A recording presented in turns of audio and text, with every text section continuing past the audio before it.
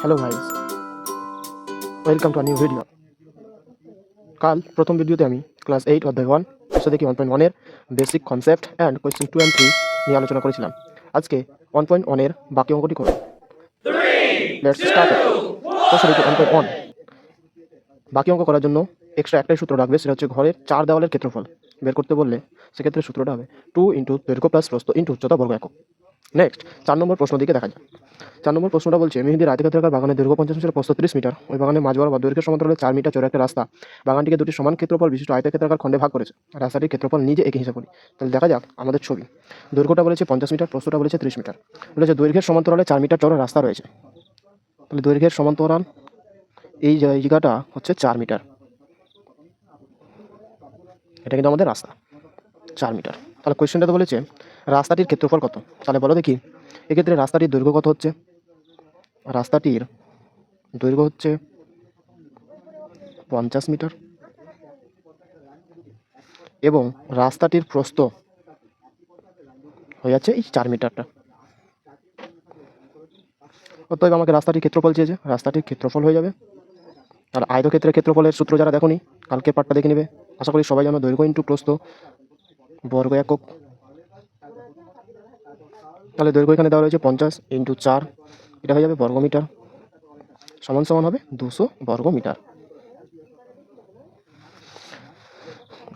Next এ নম্বর একটা প্রশ্ন বলেছে, যদি 4 মিটার চওড়া রাস্তাটি বাগানের মাঝ বরাবর প্রস্থের সমান্তরালে হতো এবং বাগানটিকে দুটি সমান খণ্ডে ভাগ করতো, তবে রাস্তাটির ক্ষেত্রফল কী হতো? আচ্ছা, তাহলে ছবির মাধ্যমে দেখে নিই কেমন হতো ছবিটা। সেক্ষেত্রে তাহলে এইটা রয়েছিল আমাদের আয়তক্ষেত্রাকার জমি, যার দৈর্ঘ্য রয়েছিল 50 মিটার, প্রস্থ হচ্ছে 30 মিটার। এবার আমাকে দৈর্ঘ্যের সমান্তরালে না বলেছে প্রস্থের সমান্তরালে। তাহলে কি প্রস্থের সমান্তরালে রাস্তাটা বলেছে, এটা হয়ে যাচ্ছে 4 মিটার। তাহলে সেক্ষেত্রে রাস্তাটির দৈর্ঘ্য কত হচ্ছে?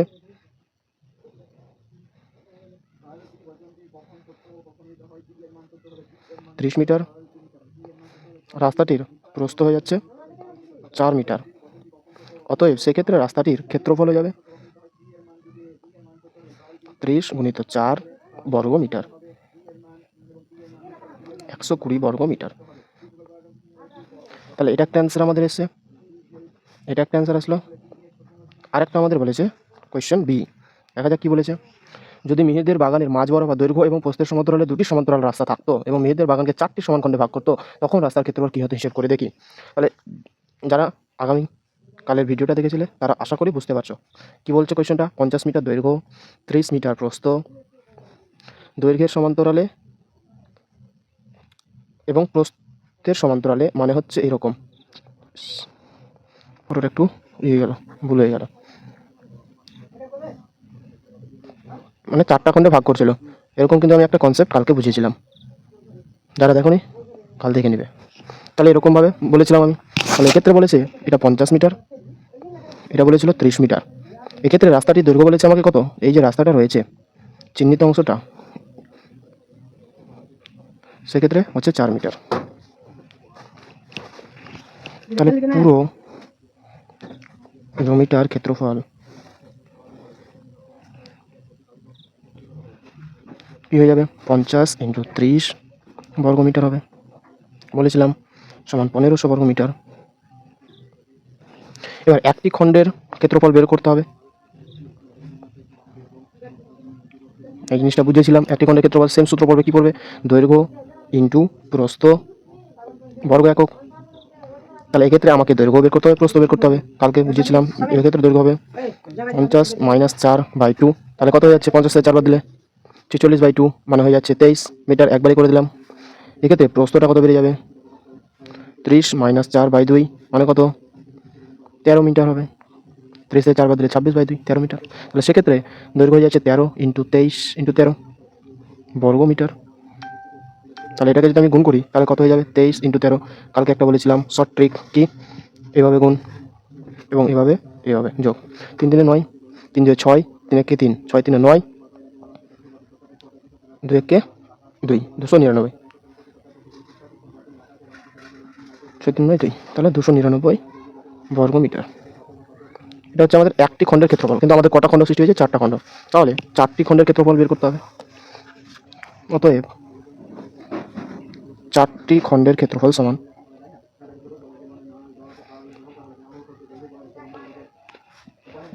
4 × 299 বর্গমিটার ইকুয়ালস টু 4 9 36-এর 6 হাতে থাকলো 3, 4 9 36 9 39-এর 9 হাতে থাকলো 3, 4 2 8 আর 3 11 বর্গমিটার। তাহলে 4টি খণ্ডের ক্ষেত্রফল এটা হলো, পুরোটা ছিল এটা। তাহলে শুধুমাত্র রাস্তার ক্ষেত্রফল কি হয়ে যাবে? রাস্তার ক্ষেত্রফল সমান হয়ে যাবে 1500 মাইনাস 1196 বর্গমি। 10 থেকে 6 বদলে 4, 9 9 0, 5 থেকে 1 বদলে 4 বর্গমিটার। এটা হলো আমাদের অ্যান্সার। চলো অ্যান্সারটা মিলিয়ে নেওয়া যাক। 4 নম্বর প্রশ্নের প্রথমে 200 বর্গমিটার, 120 বর্গমিটার, 304 বর্গমিটার, বিয়োগ করলে 304 হবে, 304 বর্গমিটার। Next question number 5। Question number 5 কি বলছেন? আমাদের বাড়ির পাশে পাপিয়াদের আয়তাক্ষেত্রাকার জমি আছে। এই আয়তাক্ষেত্রাকার জমির দৈর্ঘ্য 48 মিটার, প্রস্থ 26 মিটার। পাপিয়ারা তাদের জমির চারিদিকে 4 মিটার ছেড়ে বাড়ি তৈরি করবে। হিসেব করে দেখি পাপিয়ারা কত বর্গমিটারে তাদের বাড়ি তৈরি করবে। চলো দেখি ছবির মাধ্যমে আগে। তো এটা হচ্ছে তাদের আয়তাক্ষেত্রাকার জমি। এই আয়তাক্ষেত্রাকার জমির দৈর্ঘ্যটা বলেছে 48 মিটার, প্রস্থটা বলেছে 26 মিটার। এরপরে বলেছে যে তারা 4 মিটার ছেড়ে বাড়ি তৈরি করবে। তাহলে এই দিকেও 4 মিটার ছাড়বে, এইদিকেও 4 মিটার ছাড়বে। এই যে আমি নীল কালারে যেটা আঁকলাম সেটা হচ্ছে তাদের বাড়ি। তাহলে এই জায়গাটা কত হচ্ছে আর এই জায়গাটা কত হচ্ছে? 4 মিটার করে হয়ে যাচ্ছে। 4 মিটার ছেড়ে ছেড়ে তারা বাড়ি তৈরি করছে। তাহলে সেক্ষেত্রে তাদের বাড়ির যে ক্ষেত্রফলটা সেটা আমাকে নির্ণয় করতে বলছে। তাহলে দেখো যে শুধুমাত্র যে জায়গাটা তারা বাড়ি করবে তার দৈর্ঘ্য কত হচ্ছে? শুধুমাত্র যে জায়গাতে তারা বাড়ি তৈরি করবে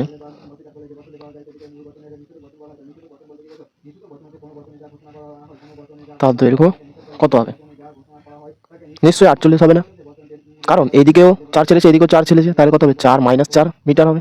এর আগের দিনে একটা অঙ্ক এরকম ছিল আমাদের, 48 - 8 মিটার ইকুয়ালস টু হয়ে যাবে 40 মিটার। এবং প্রস্থ সেক্ষেত্রে কত হয়ে যাবে? নিশ্চয়ই 26 হবে না, 26 মাইনাস এদিকে 4 এদিকে 4, তাহলে 4 - 4 মিটার। তাহলে 26 থেকে 8 বাদ দিলে কত হবে? 18 মিটার। তাহলে যে জায়গাটাতে তারা বাড়ি তৈরি করেছে তার দৈর্ঘ্য পেয়ে গেলাম 40 মিটার, প্রস্থ পেয়ে গেলাম 18 মিটার। তাহলে অতএব কত পাপিয়ারা বাড়ি তৈরি করেছে সমান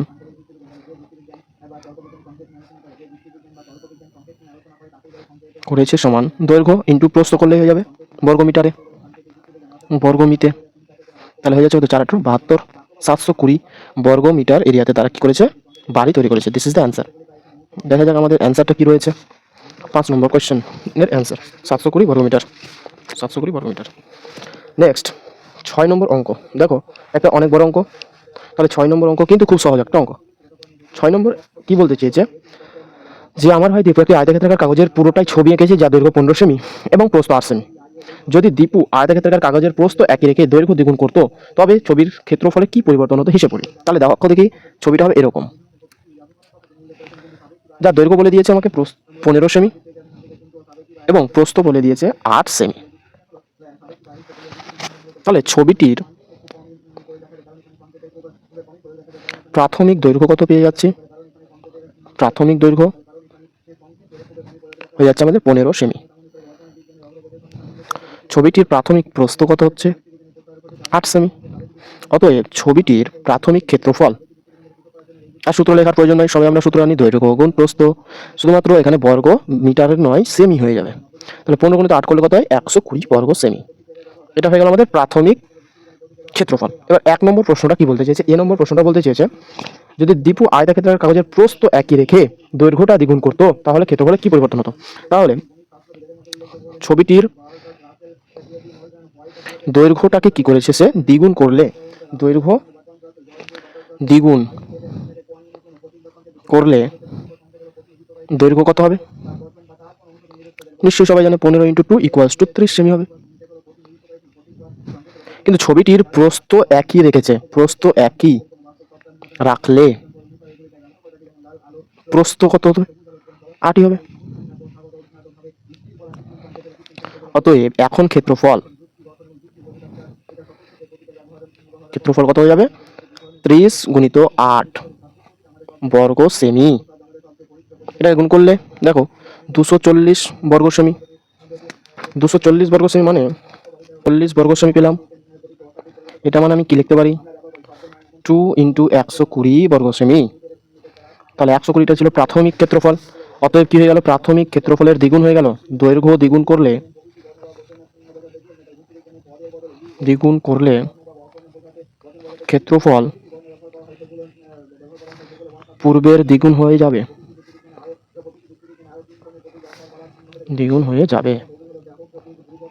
এক নম্বর প্রশ্নের অ্যান্সার হলো। বি নম্বর প্রশ্ন কি বলেছে?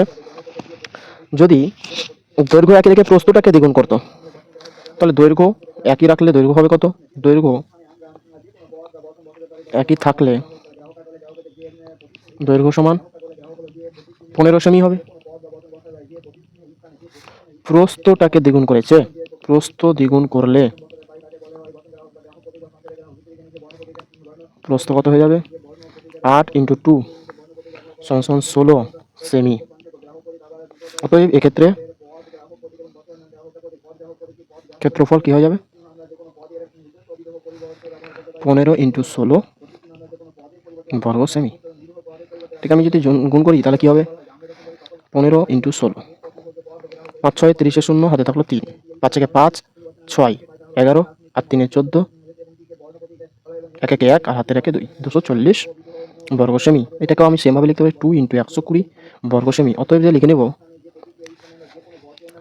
প্রস্থ দ্বিগুণ করলেও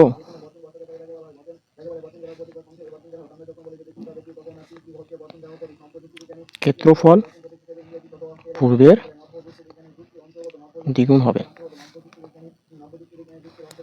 সি নম্বর প্রশ্ন কি বলেছে? দৈর্ঘ্য প্রস্থ উভয় দ্বিগুণ করতো তবে ক্ষেত্রফলটা কি হতো? তাহলে দৈর্ঘ্য দ্বিগুণ করলে দৈর্ঘ্য কত হতো? দৈর্ঘ্য দ্বিগুণ করলে দৈর্ঘ্য সমান 15 ইন্টু 2 সেমি মানে হয়ে যাবে 30 সেমি। প্রস্থ দ্বিগুণ করলে প্রস্থ কত হবে? 8 ইন্টু 2 16 সেমি। অতএব এক্ষেত্রে ক্ষেত্রফল কত হবে? 30 ইন্টু 16 সেমি 9, এখানে বর্গ সেমি হবে। তাহলে 3 6 48, 480 বর্গ সেমি। এটাকে আমি লিখতে পারি 4 ইন্টু 120 বর্গ সেমি। 120টা কি ছিল? আমাদের প্রাথমিক ক্ষেত্রফল ছিল। অতএব দিয়ে আমরা লিখে নিতে পারি যে দৈর্ঘ্য ও প্রস্থ উভয়কে দ্বিগুণ করলে ক্ষেত্রফল পূর্বের 4 গুণ হবে। নেক্সট ডি নম্বর প্রশ্ন কি বলছে? যদি দীপু তার কাগজের দৈর্ঘ্য প্রস্থ উভয়কে অর্ধেক করতো তাহলে কি পরিবর্তন হতো? তাহলে দৈর্ঘ্য অর্ধেক করলে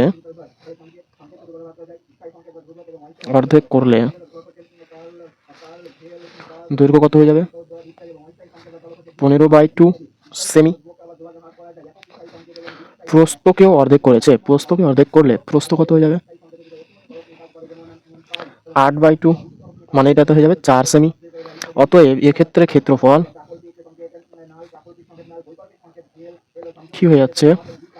15/2 ইন্টু 4 বর্গ সেমি মানে হচ্ছে 2 2 ইকুয়ালস টু 30 বর্গ সেমি। এটাকে আমি লিখতে পারি 1/4 ইন্টু 120 বর্গ সেমি, কারণ গুণ করলে 30 চলে আসবে। অতএব আমি লিখতে পারি দৈর্ঘ্য ও প্রস্থ উভয়কেই অর্ধেক করলে ক্ষেত্রফল পূর্বের 1/4 অংশ হয়ে যাবে, বা 1/4 বলতে পারি, 1/4 হবে। তাহলে এটা হয়ে গেল আমাদের 6 নম্বর প্রশ্ন। দেখা যাক অ্যান্সারটা কি রয়েছে 6 নম্বর প্রশ্নের। নম্বর অ্যান্সার দ্বিগুণ হবে হয়েছে আমাদের অ্যান্সার, দ্বিগুণ হবে। তারপরেরটা বি নম্বর অ্যান্সার বলছে দ্বিগুণ হবে। সি নম্বর অ্যান্সার বলছে সি এর এরিয়াটা ছবির ক্ষেত্রফল দ্বিগুণ হবে, তাহলে দ্বিগুণ হবে। ডি নম্বরটা বলছে 1/4, ডি নম্বরটা হচ্ছে 1/4। তাহলে হয়ে গেছে অ্যান্সার। তারপরেরটা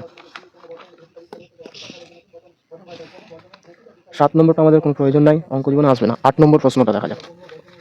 7 নম্বরটা গুরুত্বপূর্ণ নয়, 8 নম্বর প্রশ্ন কি বলছে, আমাদের পাড়ার ক্লাব ঘরের দৈর্ঘ্য প্রস্থ উচ্চতা, যা যা পেয়েছি আমি লিখে নিই।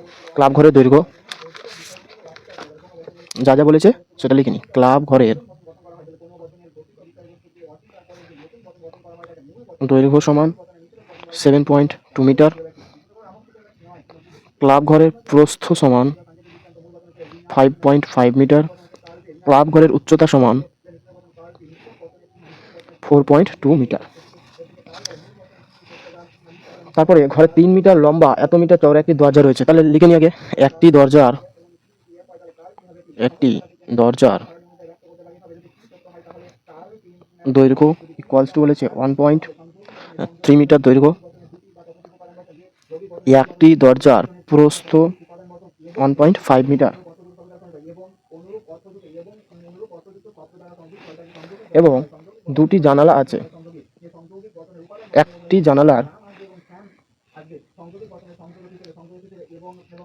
জানালার দৈর্ঘ্য সমান বলছে 2.25 মিটার, একটি জানালার প্রস্থ সমান 1.8 মিটার। এবার এ নম্বর অ্যান্সার কোয়েশ্চনটা কি বলছে দেখা যায়। ক্লাব ঘরের মেঝের ক্ষেত্রফল কত হবে? তাহলে মেঝের ক্ষেত্রফলের সূত্র আমরা সবাই জানি। মেঝের ক্ষেত্রফল শুধুমাত্র দৈর্ঘ্য গুণ প্রস্থ করে দিলে হয়ে যাবে, প্রস্থ বর্গ একক। তাহলে এক্ষেত্রে দৈর্ঘ্য কত রয়েছে আমাদের 7.2, প্রস্থ রয়েছে 5.5 বর্গ মিটার। ক্যালকুলেশন এটা বাই 10 ইন্টু 55/10 বর্গমি। কালকে একটা কথা বলেছিলাম, যখন আমরা নিচে কি পেয়ে যাবো, দুটো শূন্য, 10, 100, 1000 পাবো, তখন কাটাটি না করে গুণটা করা বেশি সহজ হবে।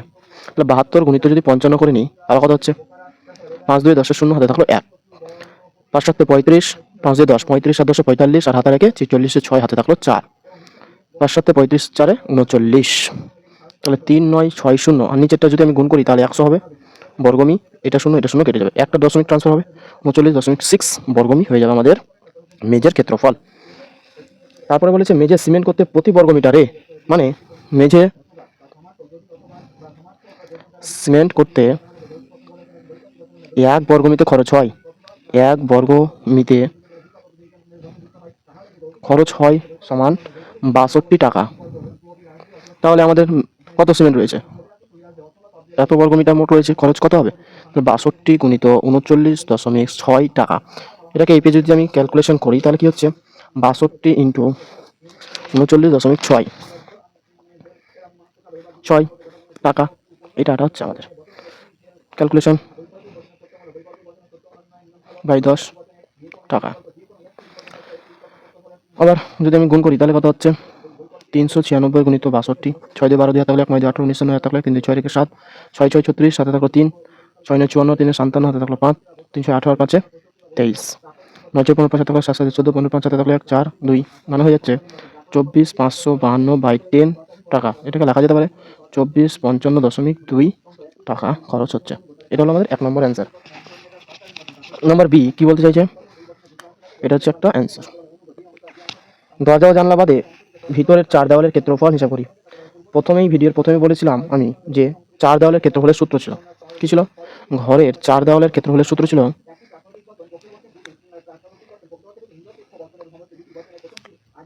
ক্ষেত্রফলের সূত্র ছিল 2 ইন্টু দৈর্ঘ্য প্লাস প্রস্থ ইন্টু উচ্চতা বর্গ একক। এটা ছিল সূত্র, প্রথমে বলা হয়েছিল। তাহলে 2 ইন্টু দৈর্ঘ্য এখানে দেওয়া রয়েছে কত 7.2, প্রস্থ রয়েছে 5.5, উচ্চতা রয়েছে 4.2 বর্গ মিটার। তাহলে 2 ইন্টু 4.2, এই দুটোকে যোগ করলে কত হবে 5 আর 2 7, 7 আর 5 12, 12.7। এটিকে গুণ করলে আমাদের 4 দেওয়ালের ক্ষেত্রফলটা বের হবে। 2 ইন্টু 42/10 গুণ করে দশমিক ট্রান্সফার, 2 2 4, 4 2 8, 127/100, তাহলে 127 গুণিত 84, 4 7 28 7 থাকলো 2 4 2 8 2 10 0 থাকলো 1 4 1 5 7 8 56 হাত থাকলো 5 আর 2 16 আর 5 21 7 থাকলো 2 8 1 2 10 8 6 6 0 1 মানে 1 0 6 6 8 বাই 100। এগুলোতে বর্গমিটার চলছে আর কি। তাহলে দশমিক ট্রান্সফার করলে কত হবে? 106.68 বর্গমিটার। এটা হয়ে গেল কিন্তু আমাকে দরজা এবং জানলা সমেত। লিখতে পারি আমি দরজা ও জানালা সমেত চার দেওয়ালের ক্ষেত্রফল। তাহলে দরজা ছিল একটি দরজার ক্ষেত্রফল।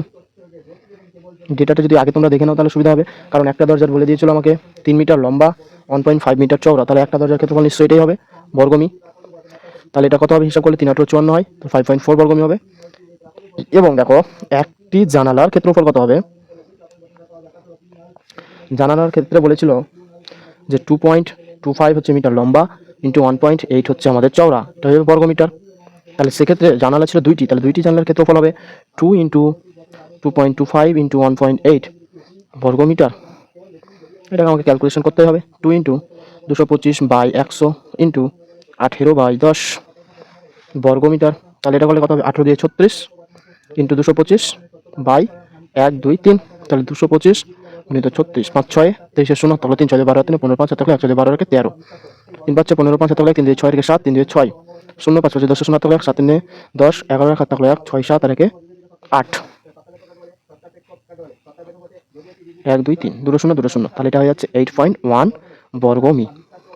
ওকে, অঙ্কটা একটু ক্যালকুলেশন টাইপের, তার জন্য একটু টাইম লাগছে। তাহলে দেখো একটি দরজা ও দুটি জানালার মোট ক্ষেত্রফল কি হবে? দুটোকে যোগ করতে হবে, অর্থাৎ 5.4 প্লাস 8.1 বর্গমি। তাহলে 4 আর 1 5, 8 আর 5 13 বর্গমিটার।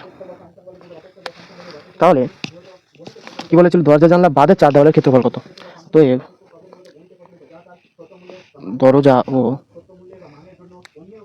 জানালা বাদে 4 দেওয়ালের ক্ষেত্রফল সমান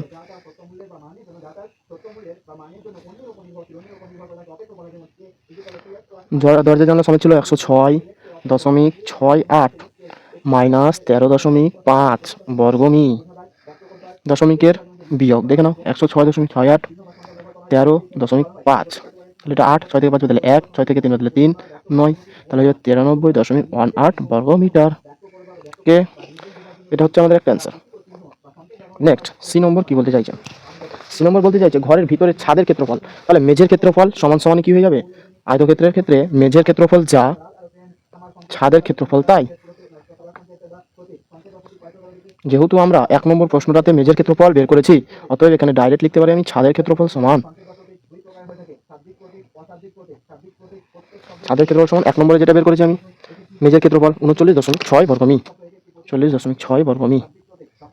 এটা একটা আনসার। ডি নম্বর প্রশ্ন কি বলছে?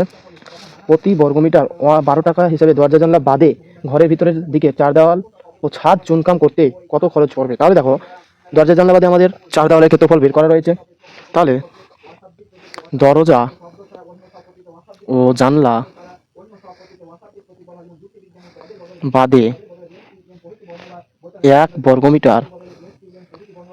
বর্গমিটার চুনকাম করতে খরচ হয় ইকুয়ালস টু 12 টাকা বলে দিয়েছে। অতএব দরজা ও জানালা বাদে 93.8 বর্গমি 18 বর্গমি চুনকাম করতে খরচ হবে নিশ্চয়ই 93.18 ইন্টু 12 টাকা হবে। ক্যালকুলেশন টাইপ অঙ্ক, অনেক বড়, বাই 100 ইন্টু 12 টাকা। ওকে, তাহলে আমরা শুধুমাত্র গুণ করে নেব 93.18 ইন্টু 12, আর 2 16 6 হাতে থাকলো 1 2 1 2 3 3 2 6 9 2 18 8 1 3 9 6 8 3 11 থাকলো 6 7 1 8 8 3 11 থাকলো 9 1 10 হাতে রেখে 11, তাহলে কত হচ্ছে 1 1 1 8 1 6 বাই 100 টাকা। দশমিক ট্রান্সফার করলে 1118.16 টাকা। এটা হলো শুধুমাত্র 4 দেওয়াল দরজা জানলা বাদে এত মিটার মানে 4 দেওয়ালের ক্ষেত্রে টাটা বেরোলো। এবার যদি ছাদও চুনকাম করতে হবে, তাহলে ছাদের ক্ষেত্রে কত হবে? ছাদ চুনকাম করতে মোট খরচ পড়বে কত? মোট খরচ হবে সমান, দেখো 1 বর্গ মিটারে 12 টাকা, তাহলে আমাদের ছাদের ক্ষেত্রে কত ছিল? 39.6 বর্গ মিটার ছিল, তাহলে এটা হয়ে যাবে টাকা। তাহলে 12 ইন্টু 39, 6 নিচে 10 টাকা। তাহলে এটাকে গুণ যদি আমি করি, 396 গুণ 12, 6 দিয়ে 12 2 হাতে 9 দিয়ে 18 19, হাতে থাকলে 3 দিয়ে 6 রেখে 7, 6 9 3 মানে 2 9 6 15 5 হাতে 1, 7 9 16 17 7 হাতে 1 4, মানে হচ্ছে 4 7 5 2 হয় 10 টাকা, মানে 475.2 টাকা। অতএব 4 দেওয়াল ও ছাদ চুনকাম করতে মোট খরচ পড়বে সমান, দুটো যোগ করতে হবে, 118.6 প্লাস 475.2 টাকা। এটা যোগ করলে হয়ে যাবে আমাদের অ্যান্সার। কী হচ্ছে যোগ করে দেখো, 118, তিনটার 1 ছিল, 18.16, এখানে হচ্ছে 475.2, তাই তো 6 3 দশমিক 8 আর 5 13, 3 হাতে থাকলো 1, 7 আর 8 আর 1 9, 5 1 14 15 93.36 টাকা। This is the answer. চলো অ্যান্সারটা মিলিয়ে নেওয়া যাক। 8 নম্বর কোয়েশ্চেনের অ্যান্সার 39.6,